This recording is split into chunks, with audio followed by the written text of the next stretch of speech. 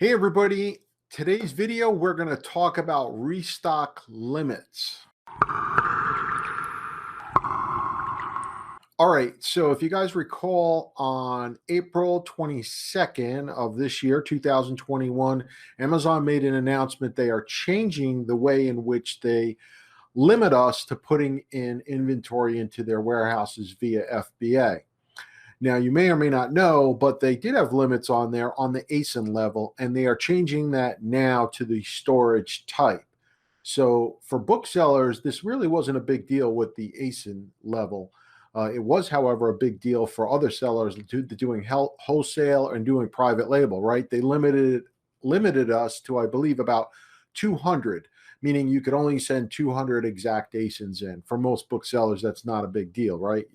You're only maybe sending in a few copies of the same exact title. So that's since changed. So now it goes by storage type, meaning you've got the standard size storage type. You've got the, what do they call, the oversized. They've got apparel and footwear, right?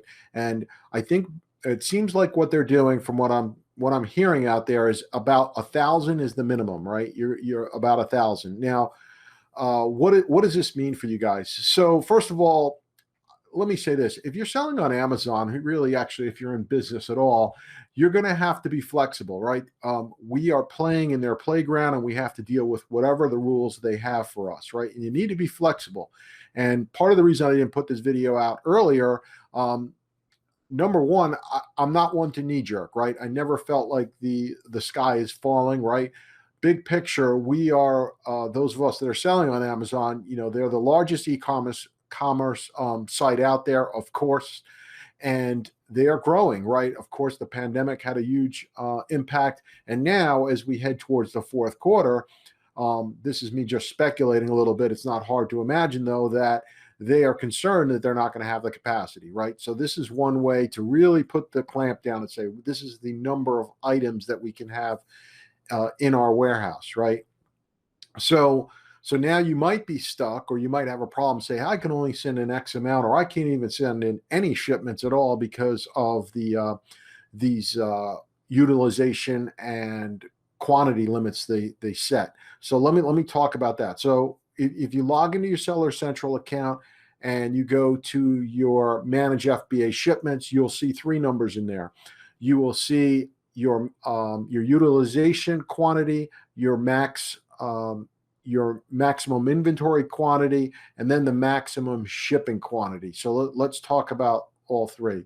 So first, the most important really one, I guess, is the maximum inventory quantity. So that is set by Amazon. And of course, they're going to be very, very vague with you as to what that number is, when it will change, how they calculate it. And nobody really knows. When I say nobody, there's probably a few people at Amazon, very, very few, that actually know the ins and outs of that. So that's sort of out of your hands. Now, your utilization quantity, that's really easy. Just think of it as the physical stuff, your stuff that's either one in their warehouse, physically in their warehouse. It doesn't matter how it's in there, it's there. And then all the other physical stuff that you have a shipment already, you've already told them that you're sending it in. Those two things added together equal your utilization quantity. Okay. So you've got your maximum quantity that they set, arbitrarily or whatever, probably a minimum of 1,000 for most sellers. And then it just can go up from there. And the difference between those two numbers is your maximum shipment quantity. All right. So now, let me say, what can you do about it? Well, let's start with what does it mean for you? Well, it means that you might not be able to send in any more books if you're doing books, or you can send in other stuff. You're talking about sending in apparel. You could probably send in a lot of apparel, but if you're focused only on books, like mostly I am, I'm really not concerned, nor do I want to switch my business model and start selling flip-flops or shoes or anything like that, right? So what can you do about it? There's been a couple things out there saying to buy replenishables, right? Now, let me talk about that, because a couple people have asked me about it. It's not something I recommend. It's not something I'm going to do, but let me explain what the logic is behind it. The logic is that you're going to buy some very cheap items that presumably don't take up much room, and you're going to send them into Amazon. Hopefully they're going to sell very quickly, and that might help your maximum inventory quantity. Now, the fact is that nobody can say for sure that that strategy is going to work. I think it's a little bit risky. It's not something I'm willing to do myself. It's not something I'm recommend, but I'm also not telling you not to do it, right? Some people are going to do it. Let us know if that works, if that seems to work.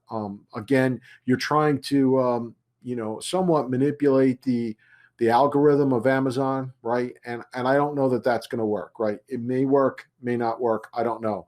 But if it does work for you, please let us know. But here's the thing that I always like to focus on the things I can control, right? And here's what you can control regarding your quantity, okay? Especially if you're doing this business model. It's very simple, and a lot of people, I've heard many people speak about it. But if you only have 1,000 books that you can send in, you're capped at 1,000. First of all, you don't know when, if or when that number is going to change, right? It's very simple. What you need to do is, if you buy more expensive books, you will then have an average profit per book higher, presumably, right? So in other words, if you're going to use 1,000, if you're going to, let's say we're going to, in the next couple of weeks, you're going to send in 100 books, right?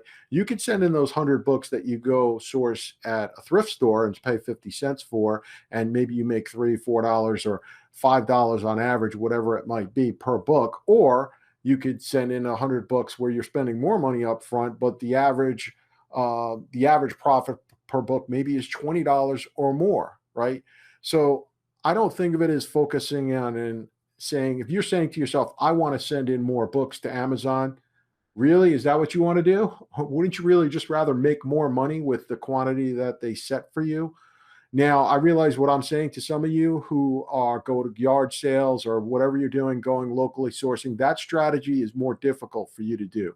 Absolutely, right? Because when you go to a thrift store or wherever you're scanning books, it's difficult to be more selective, right? And if you are being more selective, essentially what you've done is you've given yourself a pay cut, right? In other words, you're, instead of scanning 100 books and finding 5 or 6 that are profitable, maybe now you're only taking 3 of those, right? So and I'll show you a demo using our software. It's very simple to just increase the amount you're willing to spend on a book, and in turn get a higher return on your investment for that allotment that you are sending into Amazon. All right. And the next thing you can do is you can remove inventory from Amazon. Now, what inventory should you remove? Well, a couple of simple things that come out are things that are very, very inexpensive. You've got books that you're selling there for, less than $10, and they're not going to sell for quite a while. Maybe you're just better off pulling them out of there and selling them on eBay or something else, or maybe you even just have some books that have been sitting there for a really, really long time. Maybe now would be the time to remove them, right? You're going to have 2 impacts, right? First of all, you're going to improve your utilization rate, and you're also going to improve your IPI score. Okay. Now, remember, the moment you do that, it does not change your utilization rate, because remember what I said earlier, it's the physical stuff, your physical inventory at Amazon. So just because you press a button, it doesn't mean that it's launched out the back door of Amazon's warehouse, right? It's going to take a little while. So it might take a week, 2 weeks, or whatever, but you will see the impact. So that's definitely a strategy that will have an immediate, semi-immediate, a few weeks maybe, that can free up some of your inventory and make your utilization go down. Okay. The other thing you can do as well is you can reprice inventory, right? I'm not going to get into repricing on this video. You can, I'll put a link below, and where we talk about repricing. But obviously, if you want to lower some of your prices or reprice a bunch of your inventory, that might help drive sales, and that might be a good thing to do right before textbook season. So you can, purchase some inventory for textbook season. That might be another strategy you want to try. The next thing you can do is complain to Amazon, right? You want to complain to them and say, I'm going to tell you what I think you should say and what you shouldn't say. But if you don't say anything and you're just complaining on Facebook groups, I don't think Amazon employees are monitoring our Facebook groups all that much to determine what's going on and how they're going to change, right? It's really not going to happen. I recommend picking up the phone and calling them and speaking to them, and then ask to speak with the specialist team. Now, you might not be able to get through, so that's the key. Say specialist team. Don't talk to Seller Central, and you say that you would like to be considered for an increase in your maximum inventory level. Now, they do say in the frequently asked questions that Seller Central has no they have no ability to change anything or do anything, but I found that wasn't the case. I wanted to see, and I tested it. I sent that ticket in. It took a few days, and they came back to me. They did send it to the specialist team, so that means at least somebody's knowing about it, right? If more people complain about it, then that'll get their attention, right? Now, they did deny me, right? They said no, you're not going to be able to increase your quantity, and I'll talk about that in a little bit more in a moment. But the thing I forgot to mention, when you send, don't just say you want to send it to the specialist team.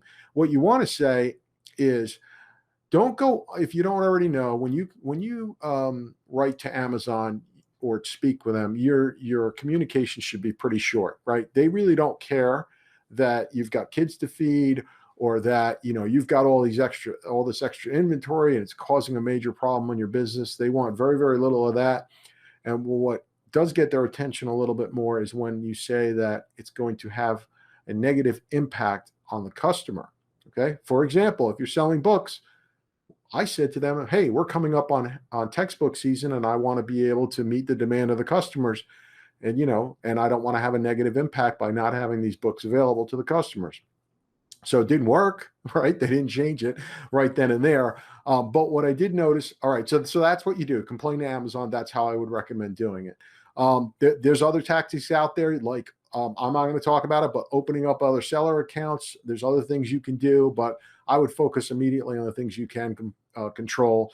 Is calling up Amazon, and I'll show you a demo how you can buy more expensive books and increase your average profit for books, which is going to try to maximize your ability to do well with whatever limits they set for you. But anyway, I did notice over the past few days, for whatever reason, some people may have noticed it, they've increased my allotment by quite a bit. I don't know why. I don't know if it had anything to do with me sending in my complaint, or I don't know if they just changed their algorithm across the board, which is what they may have done. So I have heard from a few sellers that said, hey, it increased mine quite a bit. And then this restock limit issue isn't as big a deal, maybe as it was when it first came out for some people, especially if you couldn't send inventory into Amazon. All right, so let me show you a real quick demo on just an idea for you if you want to try to buy more expensive books, especially using our software. All right, in this example, this is a pro version of Master Book Flippers, and what you're going to do over here, you're going to go to search number 8, custom filter. Now, these other filters, you'll find book flips immediately with search number 1 and 2, of course, but these might have really low price books in them. So what you can do is instead click on search number 8, and we're going to set a filter here. And this is where you're going to have to decide how much money you want to spend on a book, or what's the minimum, right? So but you want to again make the most out of whatever limits you have within Amazon. If you only have 1,000, maybe you want to spend more money on books, right? So you want to go with the we'll put in the lowest used price. Let's say you were buying books that were less than $10, but you're going to up it, right? I mean, let's up it to like 18. So we'll say, all right, let's look at books that are greater than 18, but at the same time, you don't want to spend $100 on books, right? So we'll say we're the lowest used price. Let's say it's less than, let's say I'm just going to pick $65. Now, of course, what's great is we figure out the estimated profit and estimated ROI for you, and you can use those things as well in this filter. So we're going to pick ROI, estimated ROI. Let's say we want it to be at least 50%. And keep in mind, if you're familiar with our software, these numbers are really the bare minimum, or could be the bare minimum, because we're matching the lowest FBA price, right? So as you can see really quickly, and then we can also sort it. You can sort it by ROI if you wanted to. So here we go. We got tons of books, and again, in just one day, that you're going to be able to find that are more expensive. And then when you have these big profit, these estimated profit areas, of course, you have, it could be where you can lower your price quite a bit and you'll still be very profitable. So There's lots of benefits too to doing higher price books. Not everybody does them. You've got less competition often. And really, if you have less books to manage and you can still make, a decent profit or even higher, because you're managing less books, guess what? It's less work to do, less administrative work, less repricing to do if you have fewer books. And that's it. It's that simple to be able to find higher price books using our software.